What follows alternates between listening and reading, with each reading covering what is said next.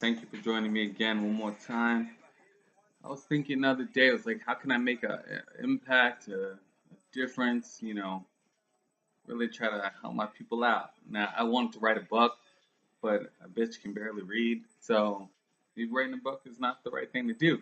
But I can share with you some shit that I've been through to help you get through the shit that you're going through.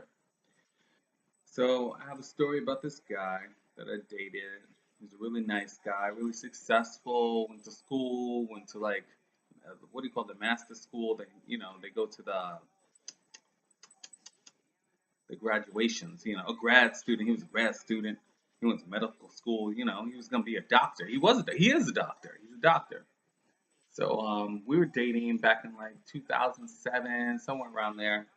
He was a nice guy, but I kind of felt some type of way about him. Um, he would drive my friends back to Brooklyn where he lived, and he would drive me to Long Island where I lived after the bar, is what I'm talking about. And then he would drive back home, and he never pressured me to like do anything with him or anything like that. He was a nice guy. So I started to trust him after a while because I play hard to get sometimes. Like you ain't just gonna get this. Like come on, man. You ain't gonna get this like right away. So he was cool though. So like he'd be out with my friends drinking. At the end of the night, we all be like speaking different languages and passed out. And he would put us all in his Land Rover or Range Rover, whatever the fuck he drove at the time, and he would drive us all home. So he was cool people, and he always knew where I was, which I'll get into in the next video. I'm not gonna get into that right now, but he always knew where I was. Like wherever I was at night back in 2006, 2007, he would just show up. But I just thought that shit was like convenient. I didn't know there was any more to it. I just thought it was cool. Let me turn Cardi B down. Shut up. Shut the fuck up, Cardi. Damn. Damn. Damn. Shut up. Um, so one night he showed up after I went to Chi Chi's on Christopher Street with my friend. Chi Chi's is an old bar.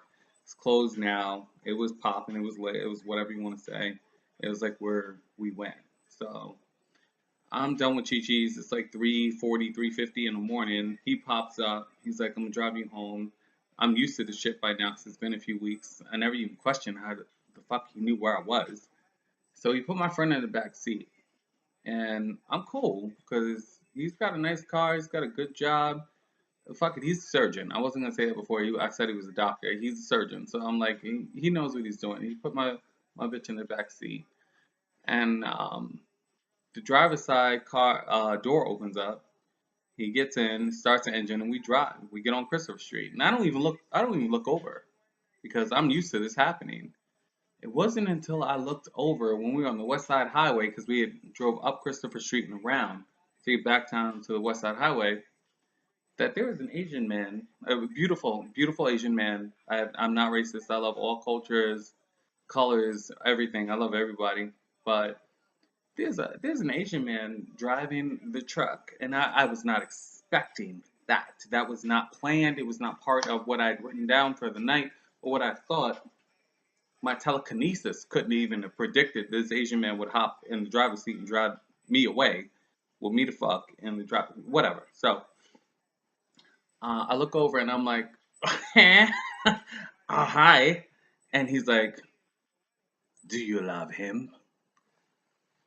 I don't even know what the fuck you just said, number one. Number two, my bitch is asleep in the back seat. So I'm more concerned about you driving with my bitch who's asleep. I'm awake, like I can do what I need to do for myself, but you just asked me, do I love him? I don't even know who the fuck you're talking about. I don't even know who the fuck you are. You're driving the car. And he says it again. He says, do you love him? So I just punch him in the face. I did. I punched him in the face. I did. I'm not a fighter.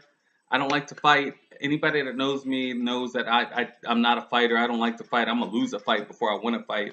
I mean, I will fight you to the end of time, though. Like if we fight once, we fight forever. We're not fighting just once. You're gonna die fighting me. Anyway, so I punch him directly in his noggin, and I say, "Who the fuck are you?" As I think anyone would.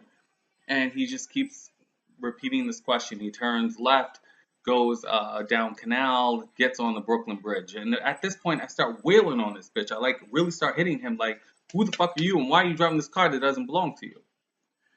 So the doctor friend I'm talking about, like I'm leaving out a few parts of the story. Like he also was in the service before, the Secret Service. I don't even know what the fuck he did. And he's some shady, weird, freaky shit.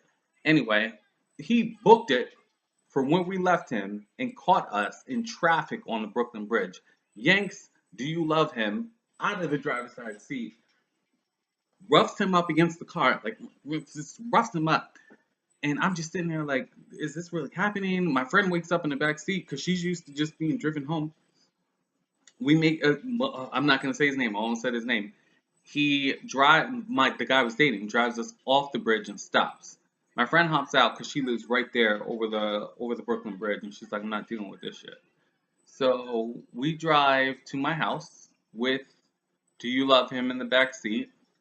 Which, now that I'm looking at Do You Love Him, I'm like, oh, that time I was at this guy's house, I found a picture under his bed that looks just like Do You Love Him in the back seat. So they must be together. We get to my house. I live in Bushwick, Brooklyn at the time. He's like, can I walk you to your door? I'm like, okay. All right. I'm getting out your car. You can walk me. You can walk next to me or whatever. You're not walking me to my door like you with him. He gets to my door. He's like, I'm so sorry. I wish I could explain this to you right now. I'm sorry. Well, I'm sorry too, motherfucker.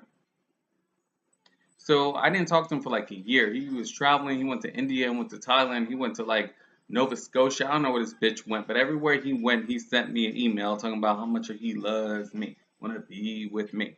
But all I can think about is, do you love him? Like I can never get over that shit. Like I got kidnapped. And that's why I'm making this video as a PSA for you young gays. Nobody even told me you could be taken. Taken once, taken twice, taken three times, like Liam Nielsen made these movies.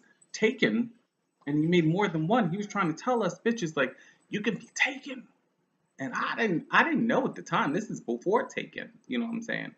So I don't want you to just watch Taken and think that only happens to like Becca and her friends. We get taken too. Like you got to look out for you too because we be getting taken too. Like if Malik hadn't been in the service and caught up to us, Do You Love Him might have taken me anywhere. Like I don't even know where he could have taken a bitch because he's from like Japan. Now that I know who he was, because me and that guy had dated again last year. That's a longer story that I'm not getting into tonight. But it really could have went left, and I want to do a public service announcement that lets you young gays know you don't gotta get stolen like I did. You don't gotta get kidnapped or whatever. No, not right now, Cardi. Not right now. But anyway, so I hope you guys realize like you need to vet these guys you're dealing with. You need to like Google. You need to find their social media pages. You need to run their names and make sure you don't get caught up like I got caught up because it could have been scary. It should have been scary, but it wasn't. But it wasn't the first time I've been kidnapped. So I'm trying to develop this like whole book, this storyline about a survival kit for queens or a survival kit fit for a queen that anybody can really take advantage of. So you guys be safe out there. If somebody likes you, Google their ass. But I gotta go. Like I'm cooking dinner right now and the water's burning. How I burn water? I just fucking burnt water.